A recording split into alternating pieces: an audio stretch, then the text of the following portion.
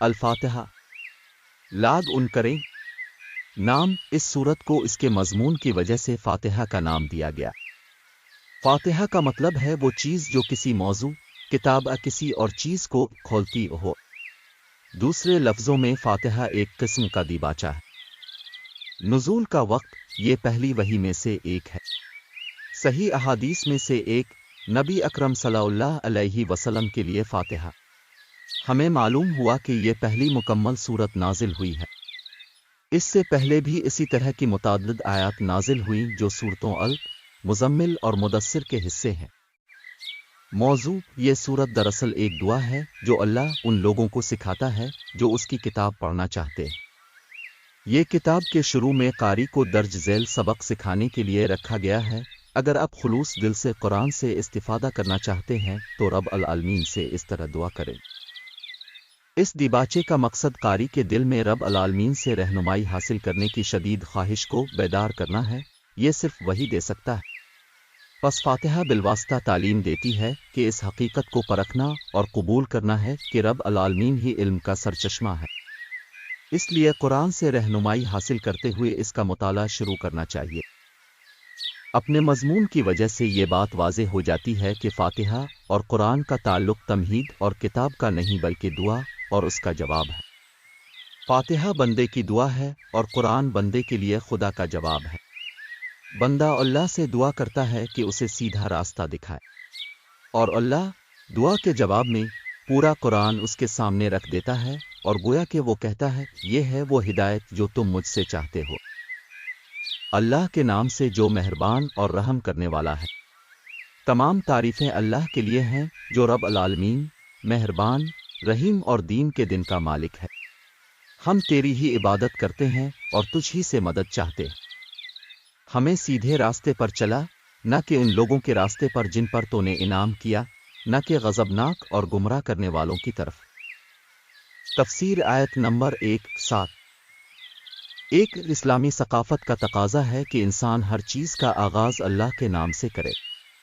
اگر یہ شعور اور خلوص کے ساتھ کیا جائے تو اس کے 3 اچھے نتائج برآمد ہوں گے۔ پہلا یہ کہ یہ انسان کو برائی سے دور رکھے گا، کیونکہ اللہ کا نام اسے سوچنے پر مجبور کر دے گا کہ اس کا نام لے کر اسے کوئی بری نیت یا غلط کام کرنے کا حق ہے۔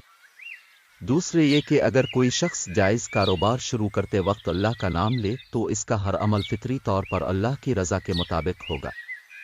تیسرا، وہ شخص خدا کی مدد اور برکت کا سامنا کرے گا اور شیطان کے فریب سے محفوظ رہے گا، کیونکہ جو خدا کی طرف رجوع کرتا ہے خدا اس کی طرف رجوع کرتا ہے۔ 2، اس سورت کے ابتدائی حصے میں ہم نے بتایا کہ فاتحہ ایک دعا ہے۔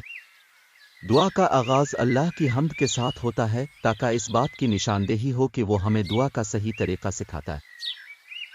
ہم اپنی مرضی اور خواہش کو بغیر کسی ان پٹ کے اچانک ظاہر نہیں کر سکتے۔ شروع کرنے کا بہترین طریقہ یہ ہے کہ ہم اس شخص کے بلند مقام، برکات اور برتریوں کو ظاہر کریں جس کی طرف ہم دعا مانگ رہے ہیں۔ اس لیے ہم اپنی دعا اللہ کی حمد کے ساتھ شروع کرتے ہیں، کیونکہ وہ ہمارا محافظ اور وہ ہستی ہے جس میں تمام برتری کمال تک پہنچتی ہے۔ ہم اللہ کی تسبیح کرتے ہیں تاکہ یہ ظاہر ہو کہ ہم اس کی عظمت کو قبول کرتے ہیں اور اس کی عطا کردہ ان گنت نعمتوں کا شکر ادا کرتے ہیں۔ مندرجہ ذیل نقطے پر بھی توجہ دینی چاہیے، الحمدللہ اور الحمدللہ صرف اللہ کے لیے۔ یہ امتیاز بہت اہم ہے کیونکہ یہ اس کی مخلوقات میں سے کسی کی عبادت کرنے کی ضرورت کو ختم کر دیتا ہے۔ چونکہ مخلوقات میں سے کوئی بھی قابل تعریف نہیں، اس لیے ان میں سے کوئی بھی عبادت کے لائق نہیں۔ کوئی انسان، کوئی فرشتہ، کوئی نبی، کوئی خدا، کوئی ستارہ، کوئی بت، مختصر یہ کہ اس کی مخلوقات میں سے کوئی بھی اپنے اندر اچھی خصوصیات نہیں رکھتا۔ اگر مخلوقات میں سے کسی میں کوئی خوبی ہے تو وہ خدا کی طرف سے دی گئی ہے۔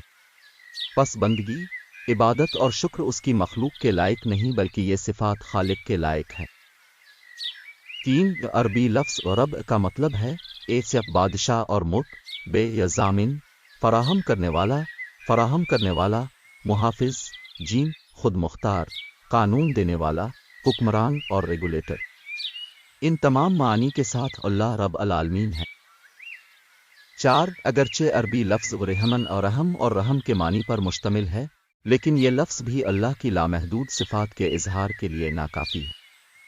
اسی وجہ سے اس کمی کو پورا کرنے کے لیے اسی جڑ سے ماخوذ لفظ بخش استعمال کیا گیا ہے۔